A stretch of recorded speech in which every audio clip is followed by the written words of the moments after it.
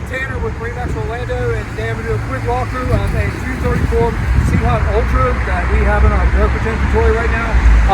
Fresh listing, just listed 2 days ago. Start up here in the bow, pretty standard. Anchor hatch. The seating on this boat, which is what Sea Hunt is known for in their Ultra series, got this really nice sun pad up here in the bow, great seating, cooler under here, as well as another seat right here, hard top, Abaco green bottom paint under it, white powder coated D-tubing for the T-top here. We'll get to the center console. It is equipped with an 840 XS Garmin unit. As you can see there, navigation chart. This motor has 137 hours on it.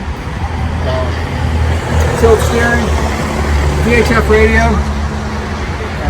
Moving over, you will also notice we've got another cooler back here, as well as live well standard options on this boat also. As far as the waste bucket goes, boat also has a wash down on it as well.